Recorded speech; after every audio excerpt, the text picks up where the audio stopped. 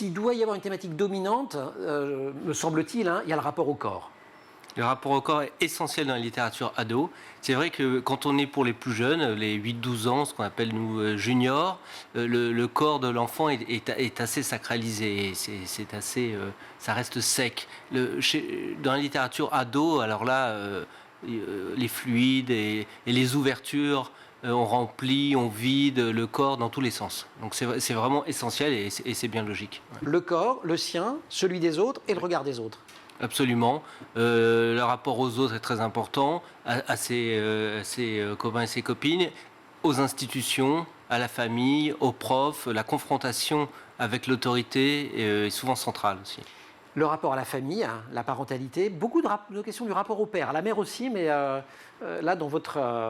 je l'ai pris comme un sondage, hein, votre truc, hein, parce que quand même, il y a 8... Alors, il y a 6 autrices.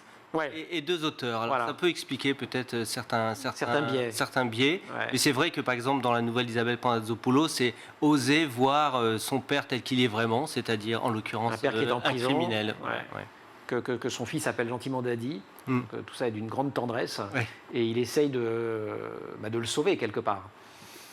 Oui, contre la vie de la sœur. Voilà. Et contre ce qu'il a fait. Évidemment, dans les grands thèmes, l'amour. Alors, pas l'amour... pas le petit, le grand, le vrai. Oui, il y a une quête d'absolu, souvent, de vérité. C'est aussi un thème qu'on trouve très fort dans le livre de Shane Kassim, Qu'est-ce qu'on fout ici. Il ne s'agit pas, en effet, souvent, l'intensité des sentiments est particulièrement présente dans ces amours-là. Oui.